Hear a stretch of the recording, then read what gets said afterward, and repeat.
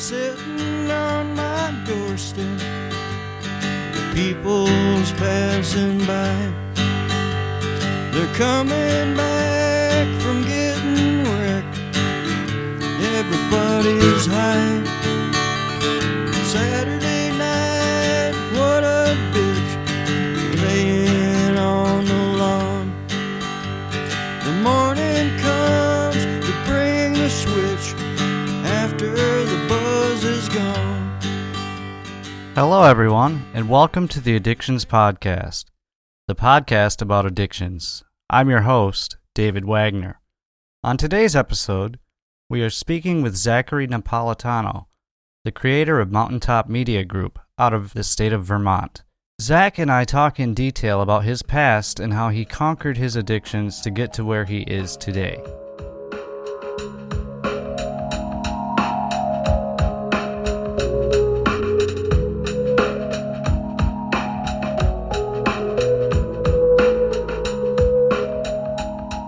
When would you say your addiction problems or issues began, Zach?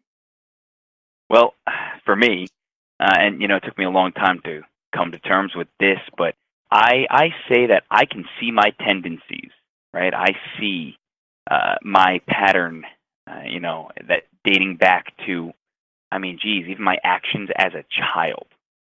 And that might be a little different or a little unique to some people, but, that rings true for me. Now, 17, there was the drinking, there was partying. I'm a kid in high school. And it was fun and games. But that's really where it started, and I could see some of the attitude change. I could see, it's all just social. It's all just good times. But that's where things really, really took off. So, I guess, sharing my story. I am 25 years young, 25 years old. Which is surprising to most people. A lot of times I get that I'm much older, and people can't believe. Well, I would have guessed you were much older, man.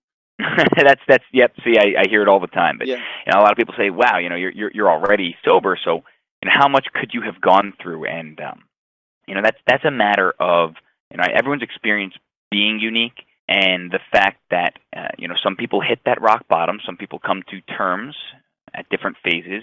Certainly at different speeds than others. For me, the use, like I said, so it started around 17 years old. I was junior in high school, and there was a lot of trouble in my household. My younger brother, at the age of 14, was in the middle of legal trouble, and my mother, who was trying to support the two of us on her own, because my father passed away when I was 4 years old. My younger brother was just 1. I'm sorry to hear that, man.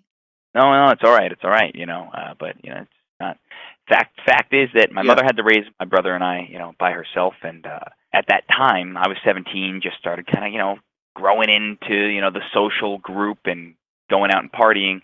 My younger brother had legal trouble that she was dealing with, and she was back to school full time to become a nurse.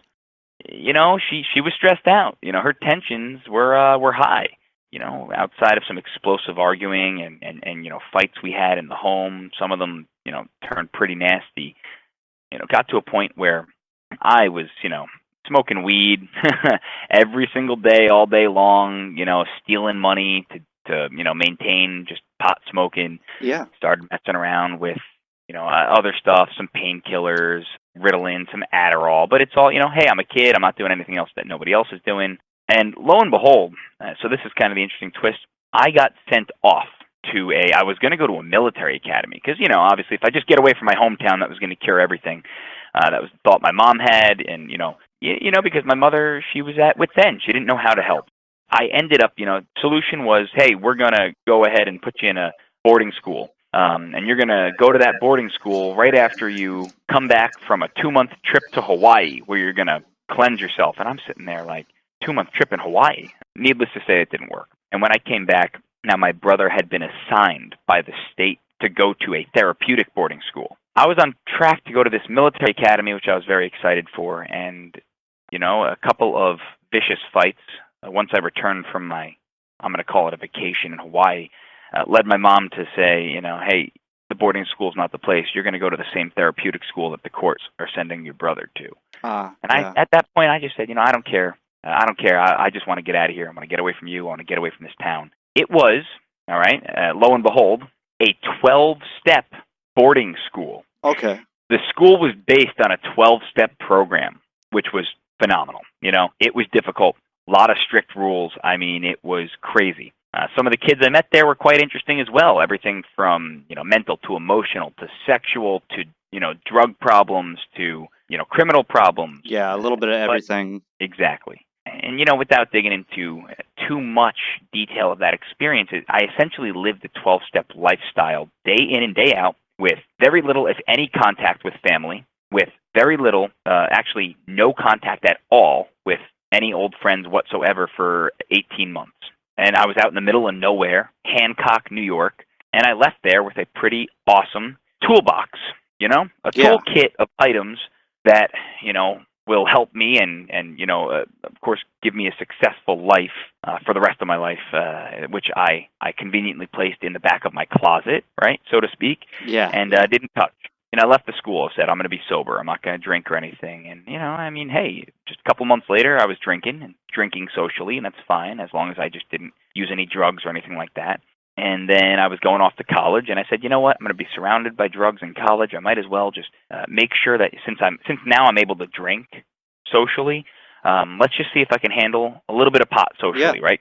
Let's fast forward a little bit, right? I was in a school over in Buffalo, New York, studying chemistry on a 75% academic scholarship, which was a beautiful thing. Oh man, of course. But I had the scholarship almost stripped from me after my first semester, just because school was definitely probably the third or fourth priority on my list, and all the money I had saved up in the 6 months between me leaving high school and going to college were burnt out. Man, I was obviously back to just full-blown getting high every day, drinking whenever I could, and then being in college, obviously I had all the Ritalin and Adderall to study.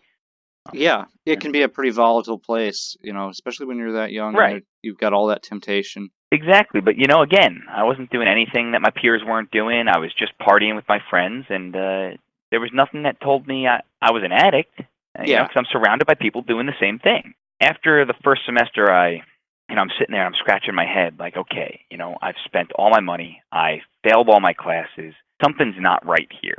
And it's funny, I cleaned up and I pulled my GPA together enough so that I could just barely keep my scholarship by the end of the very first semester in school. I go home, I go on break, and I'm clean the whole break. I go back to college, the whole first half of the semester, I'm doing great. And then finally I said, you know what, hey, look, I've been doing so well for so long, I deserve it. And I start partying again. Lo and behold, my study pills, my Ritalin, my Adderall, I have a friend who I met, good old friend, we'll call him Bob, who's, hey, we got to go to the library and study. All right, man, let's go study. He goes, here, I got some Ritalin for you. Perfect. I pop the pill, and what does he do? He smashes it up on my desk and snorts it. Wait a minute, what the hell? And he goes, dude, why would you take it like that? Here, have another one. Do it like that. I'm like, okay. Hey, you know what? That's the first time anything ever went up my nose, and never went back. Poor man's Coke. Yep. Once you find the higher bioavailability with the different route of administration, Basically, I'll fast forward for another whole semester, but it was a long semester of, I found out, I discovered psychedelics. Mm-hmm. I'm like, great. You know what? Shrooms are awesome. And it expanded. So, I went from being a social drinker who might be able to control his pot smoking to, eating shrooms whenever I could get my hands on them and being high all day long, day in and day out, consistently and constantly, putting ADD drugs up my nose. Needless to say, I lost the scholarship. So, just about 2 years of chemistry, and I got kicked out. Certainly, got into a whole bunch of trouble there as well. So the school was very happy to see me on my way. And I came back to good old Vermont, where my mom had just gotten a job as a nurse. So, obviously, God bless that worked out for her. And, I'm living out of her apartment, but I started working full-time, and it's crazy how the thought process changed, I had hit trial and error before, and it's, when I was getting bad grades, that was my problem. So I cleaned up and I fixed my grades, and then now that I had good grades, I could go back to using. And, then all of a sudden it was because I was broke. So, okay, as long as I cleaned up and then held a job, I had money. Well, now I was out of school and working full time, which I'd never done before. So I had money. I had money to spend on my drugs, and I still was able to save money, and I didn't have school, so there were no grades to fail. So clearly I don't have a problem because I can go get drunk every single night, that I can, eat those shrooms whenever I find them and do my, snort my poor man's coke. But of course, the job I had was in the downtown bar scene, which certainly facilitated everything I should have been staying away from. Yeah, I can only imagine, man. It sounds like you had almost kind of a cycle beginning earlier on, where Right. you would use and use and use, realize, oh, I've got to fix this, fix the problem, then use and use and use, realize another problem, oh, I've got to fix, and just keep going about it that way. Yep, exactly. I've said to people before, hey, I'm the best person in the world at quitting drugs. I said, oh yeah, why do you say that? And I said, because I've quit 7 times. Yeah. Clearly something wasn't working. But in the bar scene, I quickly learned about bigger and better things. So downtown managing, at this point I was just a bouncer, and I was just 21. So now I could legally drink. And being 21 years old, coming into shifts, smoking weed, and then when the buzz wears off in the middle of the shift, by the end of the night, I'm out, and then I'm drinking. Any chance I had to get out and party, obviously I was being all sorts of, kinds of creative. But some of the DJs that I had being in the bar scene, in fact, one of the bartenders once introduced me to coke. Holy shit! You're telling me that I can put this powder up my nose and drink twice as much for twice as long and stay up all night and drive home, and I'm fine. So that quickly became a weekend event. Here's where things really had changed, because there was another, of course, explosive fight with my mother. I was kicked right out of her apartment. Ended up spending a little bit of time couch surfing when I could. A couple of nights I spent, sleeping in the freaking, play tube in the middle of the park. You know what I'm talking about? Like those little blue tubes that connect the like the jungle gyms for kids. Yeah, man. Yeah, man. I was tucked into one or two of those for a few nights. And, I finally found a place. I pulled it together, but it was a couple months later, with my, cocaine use and all of this stuff. Now, finally, I'm scratching my head again. Like, I woke, it clicked to me. I said, you know what? The happiest I ever felt in my entire life was when I was at that boarding school during those 18 months. And it was such a simple lifestyle I had. And I got up early in the morning, had to pray, which at the time sucked, went to classes all day, came back, had recreational time. There was no TV. There was no movies. There was no video games. It was, and then I went to bed. Looked out by 9:30 every single night. And, I'm scratching my head and I'm thinking, that is the purest I've ever felt, the clearest I've ever felt, and I missed that feeling. So I had reached out to someone who I knew, who was actually a DJ at the nightclub I was working at, who was sober, who I knew was sober and in the program. And, he said to me, hey, I'll take you to a meeting and we'll, do our thing. And now, again, everyone has their own path. Some people are against the program. And, I'll be honest, I haven't been to a meeting in probably about a year now. Yeah. And before that meeting, it was probably almost, 8 to 10 months between that meeting. So, where there's a will, there's a way. And the bottom line is I do believe that there's a higher power greater than myself out there that I have to rely on. Why? Just because Zach doesn't know it all. So I want to make that message clear that, whether it's the 12 steps of AA or NA or SA, or whether it's, just staying active and getting fit. I mean, if you find your vice and it clears up your lifestyle and helps you keep yourself together, I mean, there's hundreds of ways to clean yourself up. Yeah, I'm not preaching the 12 steps here, but this is what helped me. So I'll get back to sharing my story. Yeah, man. Like you said, there's a lot of ways to do it. The 12-step program is just one of many.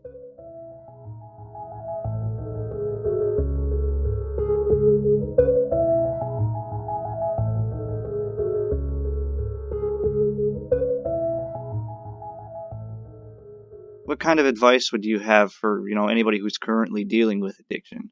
It's interesting. I get that question all the time, and I believe that can be tough to answer. I think there's a couple great answers I have, but it can also be tough because there are those who are struggling with addiction and are closed off. They're not going to hear anything because they've heard it 1,000 times, and they just need to experience that moment of enlightenment, or what it is, as some would call it, rock bottom for themselves. But then there are those out there who are struggling, who have become aware, who have been enlightened, so to speak, and understand that there is a better way, and that there is, that there is help that they need. And my message to both of those groups would be, no matter what, no matter how silly it might sound to you, or just how right it might sound, is to have faith. And that would be my generic message, is that just have faith. Have faith in yourself. There is something bigger and better out there for you, and it is a matter of time. That's some awesome advice, man. And I would totally agree. Just having faith in something, and it doesn't necessarily have to be religious. It can be the universe or yourself or whatever you want it to be. That can give you the control to keep on going and to not give up, I guess, is what I'm saying. Absolutely. So, anyway, I had, this guy, I reached out to this DJ downtown telling me that, hey, why don't you just go ahead, text me tomorrow when you're sober, or call me tomorrow when you're sober, and we'll head out to a meeting. So I go ahead, call him up. I did what he said. I went to a meeting with him that day, and, how do you like this? Okay, awesome, boom. And it was 1 day, 2 days sober, 3 days and sober, and then, I remembered that there was, me and my friend Nicole were going to this concert, and I told him, I said, hey, Jason, this is, I have this concert coming up, and I planned to go to this concert and do ecstasy for the first time. And to me, at this point, it was still totally reasonable that, I can't get sober right now because I have this plan to do ecstasy for the first time ever. Exactly. Because, of course, that's a logical train of thought. Yeah. And he's like, what are you talking? He goes, why don't you go to the concert and just stay sober? And I'm like, yeah, you know what? I'll think about that. Needless to say, I went to the concert and did ecstasy for the first time. After, a whopping 3 days of staying sober, I went to the concert and got real high, and it was incredible. Best thing I ever felt. But the point is that the thought was there. It was in the back of my head. I was one of those people who now were not entirely ignorant to this idea that I might have a problem. I knew I had an issue that I could not help on my own. And I was reaching out to others. I was fishing. But it was 3 weeks. 3 weeks of me going out and partying, and I knew it. You know why? Because I knew it in the back of my head that this chapter of my life was coming to an end, because I was waking up every day hating myself. I was absolutely miserable. I was burning all my money. I hadn't talked to my family in months, to anyone in my family in months, and the thought in my head was that I am going to change this or I'm going to die. And it hit me. I was waking up in the morning saying, I am still alive and I will change this or I will die. And that realization was there. It was in my face, and I fought it for about 3 more weeks. There was one night in particular that really made a huge, huge impact on me. And that was actually a night I had where one of my coworkers at the bar, Nick, who we've spoken about. Yeah.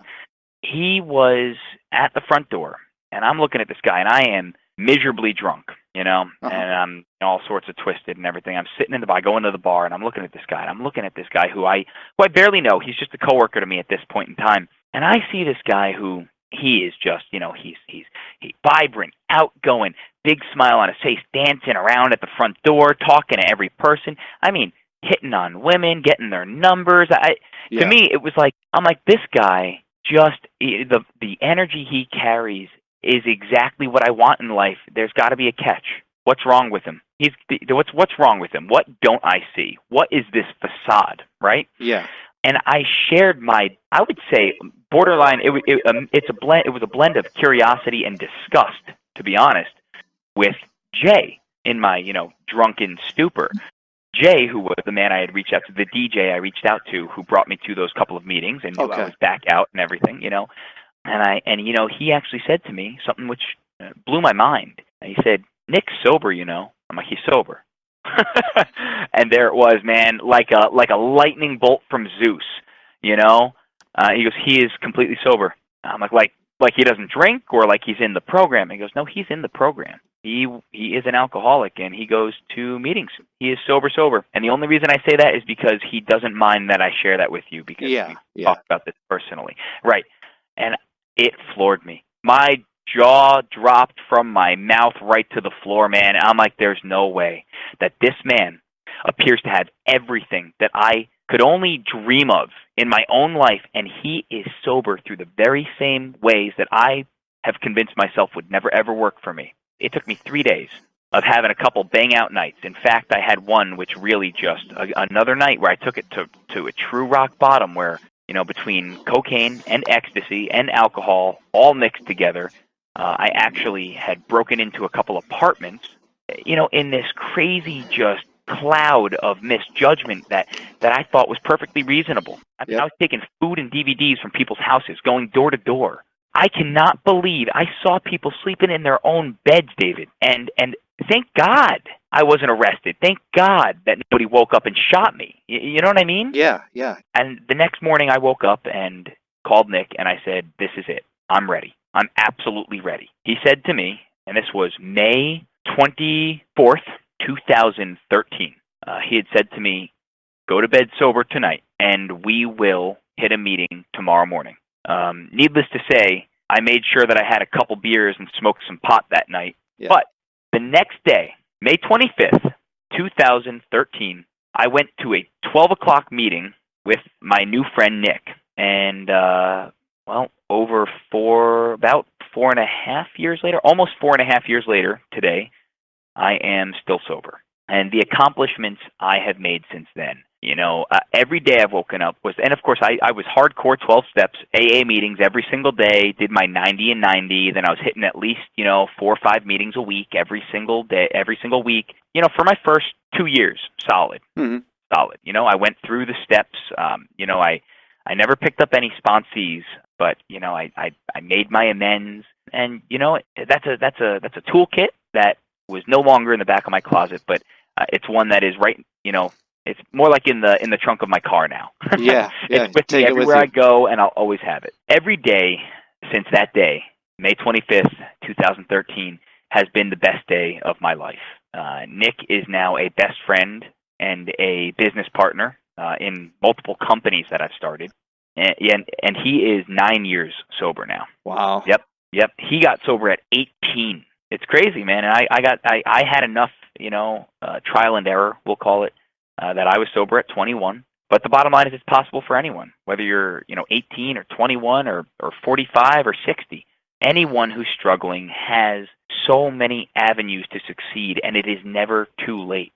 And really, that's probably the most important message, is that, you know, between, you know, someone like you, David, who has, you know, the Addictions podcast and has your own story and experience, you know, or the people I work with, some of the clientele I have even are involved in the recovery community, and involved in health and wellness on all different levels, or whether you're a 12-step person, you know. Everybody, you know, has, where there's a will, there's a way, and that's all it takes. That is the first step. If you have the willpower to change or improve your lifestyle in any way, shape, or form, then your possibilities are endless. And, you know, I couldn't be more proud of the connections I've made and the friends I have today and the relationship I have with my family and my mother and the businesses I've built.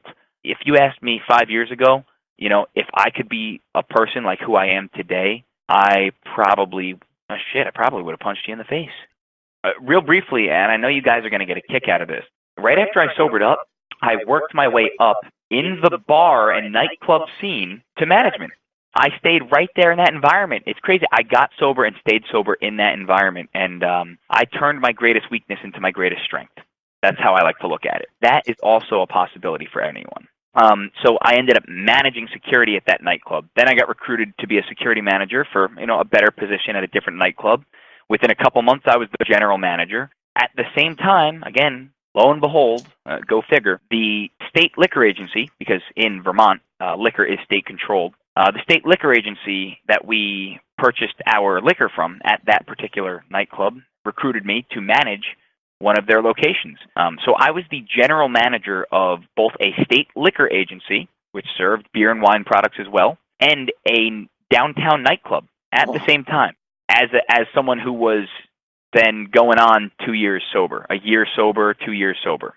And, I looked at those businesses and I said, hey, in the 7 months where I was, managing both these businesses at the same time, I had increased their profits by, a tremendous amount.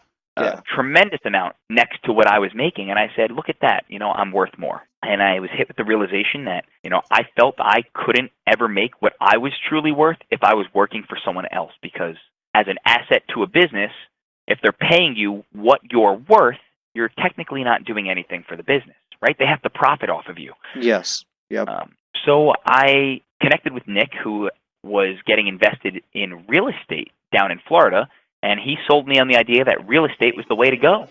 So I started a real estate investing company up in Vermont. I wanted to branch out into what other ventures were possible, and I had gained such a following personally on social media that, I know as you're aware, David, I started Mountaintop Media Group. Something like this is exactly what we stand for, That's great, man. The idea that this is all just a journey of like-minded individuals networking together to obtain success. And personally, as well as through Mountaintop Media Group, I really want to help individuals. This is how I'm giving back now.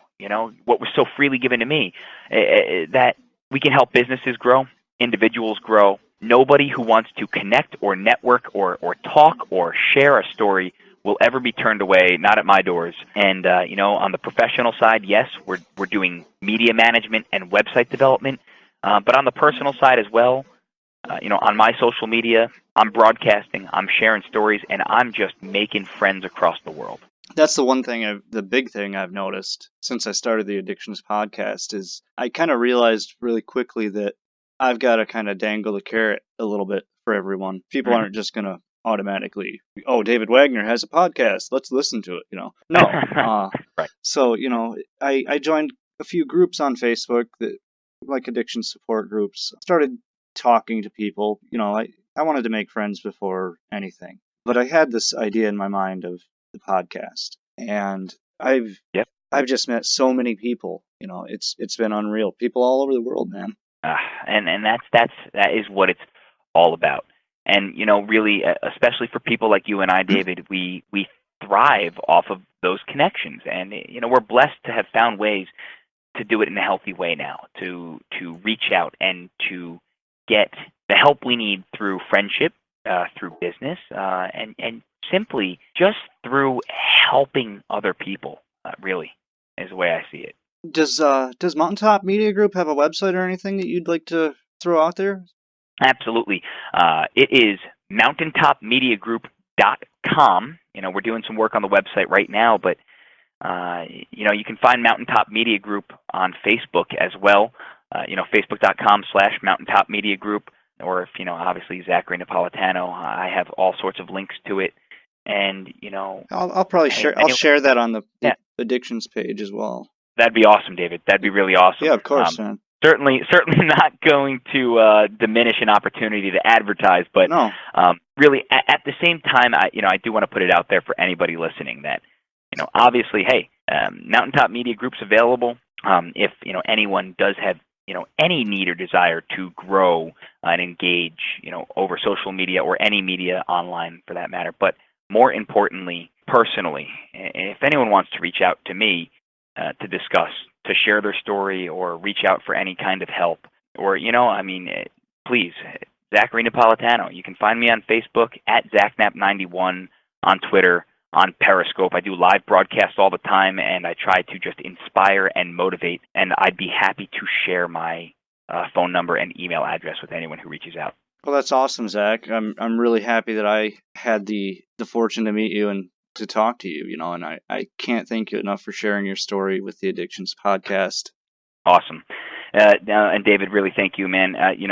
What you're doing here is beautiful, and you are an incredible resource. I've had some high highs and some low lows, in my use, and in sobriety as well. But this and the opportunity that you've given me here today, and just even sharing stories like this is definitely one of my highs. And I couldn't thank you more. Yeah, man. Anytime, and like I said, man, I'm typically available most anytime. I mean, unless I'm working, but generally, you know how to get a hold of me. So anytime you want to talk about anything, man. Absolutely, man. And I'm assuming that goes for all those listening as well. That's right, everybody. Thank you so much. I really appreciate it. Yeah, no problem, Zach. Thank you, man.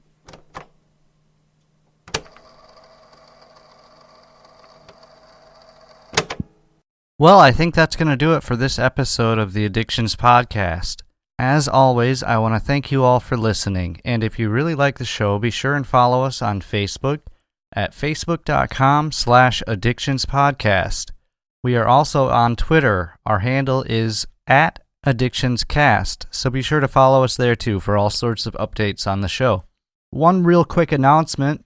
Starting tomorrow, Monday morning, I am going to be working 7 days a week for about a month. It is the beginning of the potato harvest at the farm that I work on, and unless it rains, I'm probably not going to get a day off for at least a month. During this time, I will still be releasing episodes. There just might be some delays in between. But don't worry, as long as you bear with me, I can promise you we will be back up and running as soon as possible. Again, I want to thank you all for listening, and if you really love the show, shoot us a review on Facebook or on iTunes. And if you really love the Addictions Podcast, check out www.patreon.com/addictions, where you can actually help support the show. Again, I want to thank you all for listening, and never quit quitting. Sundays you prayed Uncle John, you poisoned yourself last night. Mary slapped your friend Tom, you got in a hell of a fight. Monday comes and it's back to work, the week seems so damn long.